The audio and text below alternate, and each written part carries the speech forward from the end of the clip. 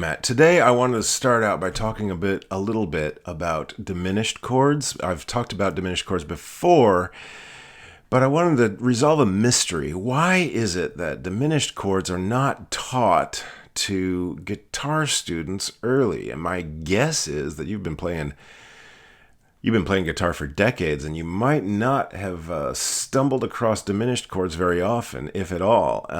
Why is that? And then I want to look one more time at that mystical, magical interval that we talked about last time called the tritone. What is a tritone, really? Okay, I'm going to start the discussion with a musical Ouroboros here.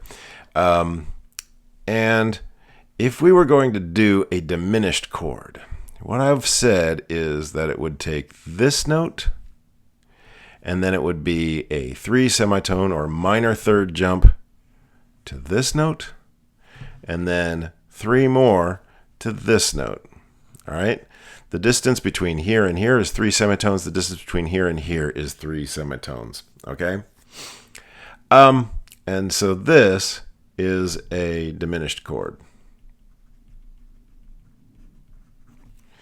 Now I want to look at another chord that is, and that is the dominant seventh.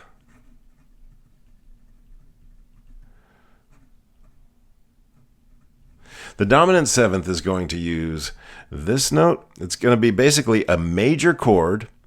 That's this note. Then there's going to be 4 semitones to this note, which is the major third, not the minor third. And then we're going to use the minor third to get to the here. This is the 5th. And we're going to use the dominant 7th or the flat 7th here. Okay?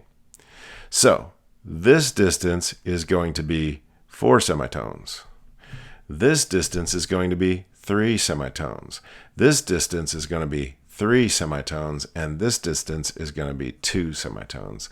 Let's connect that and go back to the diminished, which is just 3 semitones here, 3 semitones here, and 6 semitones here, from here to here, okay?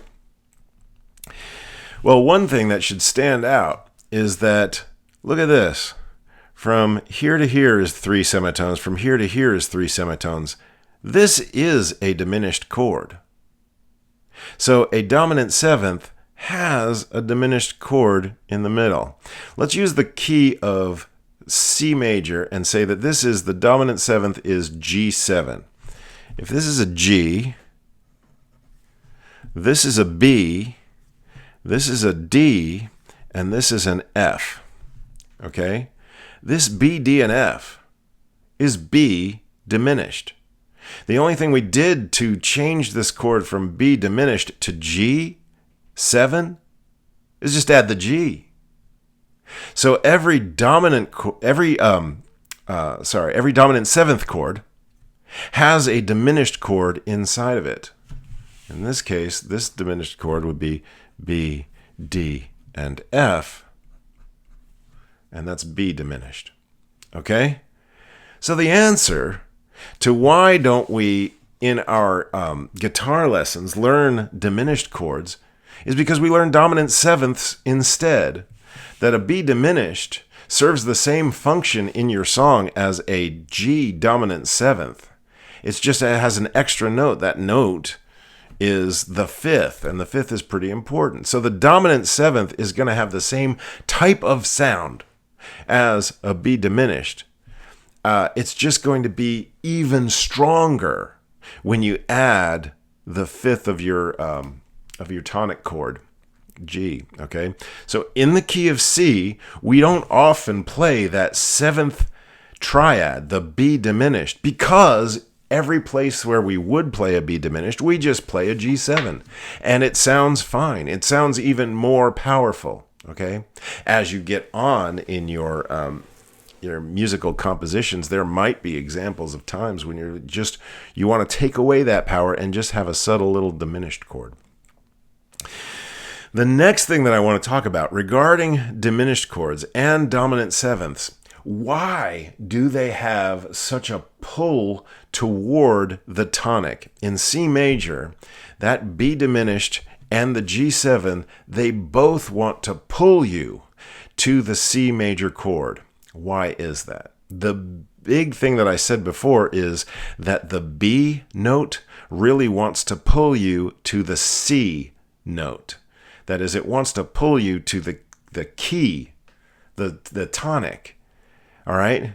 But there's another aspect of this, and that is that every dominant seventh and every diminished chord has a tritone, and the B and the F fight. Okay? When you play that B and the F at the same time, that creates a feeling of unease, and it wants to pull you somewhere else. Now, the fact is that this B is just a half step away from a C. This F is just a half step away from an E.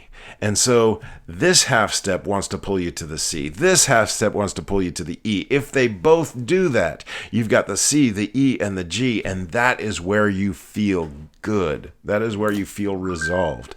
But until you get there, this tritone is this feeling of conflict, and that conflict needs to resolve itself. Okay? All right, I hope that makes things easier, and it explains why why this is the first time we've sort of come across diminished chords. Diminished chords are simplified dominant sevenths. Dominant sevenths, we've been playing that since we started in guitar. Probably the second chord that you learned was a dominant seventh. That was true for me, and it was true when I taught Julia. So, yeah. I hope that simplifies things. Now I'd like to switch gears and go back to some of the tools that we were talking about with trying to break out of the diatonic triads. Here are some of the tools that I mentioned the last time. We have already done secondary dominance, but I also said that we were going to go into line cliche, 2-5-1 transitions, and borrowed chords. I added last week, I mentioned another one, and I'm going to mention it here again, and that is tritone substitutions. Because that one's pretty cool, but I'm not going to get into that today. Today, we've already done this one. I want to go into borrowed chords today. What do I mean by borrowed chords? Okay, in borrowed chords, we're going to start and we're going to mix some of the C major chords with their parallel minor scale. And by parallel minor scale, I don't mean relative minor. Relative minor would be the key of A minor, but your parallel minor to C major scale is going to be C natural minor. There are some other scales that would work here. We're going to use C natural minor to talk about borrowed chords. All we're going to do to make our chord progressions a little more interesting is we're going to mix in some of the chords that work in a C natural minor and substitute them for chords that are in the C major scale. So whereas the 1, 2, 3, remember it's major, minor, minor, major, major, minor, diminished. Remember that it's going to be C, D minor, E minor, F, G, A minor, and B diminished. But the natural minor is going to follow the natural minor scale. That natural minor scale is going to be C, D, E flat, F, G, A flat, and B flat. Now that pattern is going to be starting here, major, minor, minor, major, major, minor, diminished. It's just shifted, okay? Now, in my mind, I did the calculations already for how you use the C natural minor to come up with these chords. It's not trivial for me to do that. I do remember that the 4 is the same key as the major, but with a minor. Same with the 5. The 5 is going to be the 5, but with a minor. All right.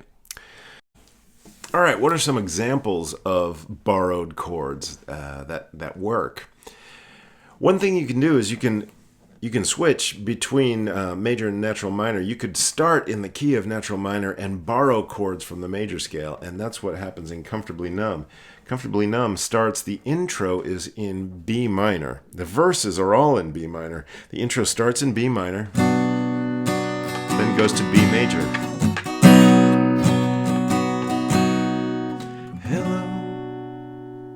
Is there anybody in there? Right?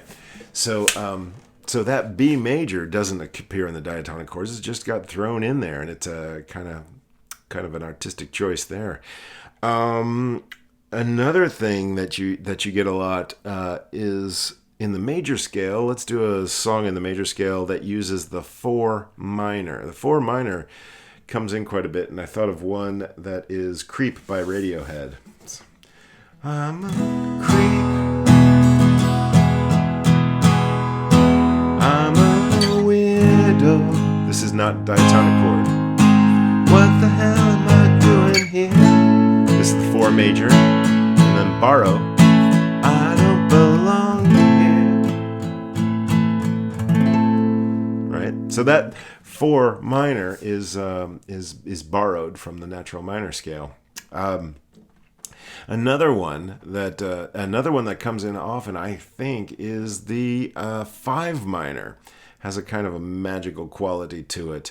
I think of Roxette with "It Must Have Been Love." It must have been love, but it's over now. It must have been good, but we lost it somehow. All diatonic so far. It must have been love, but it's over now. Just as the water flows. So that one, they stayed diatonic for a long time in the song, did a chorus that's entirely diatonic, and then they threw in a kind of a mournful chorus at the end that uses the 5 minor instead of the 5 major. And so that's a nice way to borrow it. So, no hard rules of thumb about how to apply borrowed chords. It's just sort of a tool that you can throw in when you're looking to branch out. If you feel that you're inside of a diatonic box and you want to branch out, throwing in a diatonic chord, even in places where it's a little unexpected, can be invigorating. It can be fun. Okay? All right. That's all I've got for today. I hope you had fun, and we'll go. I don't know what we're going to do next time, but we're going to have fun. All right, take it easy. Bye-bye.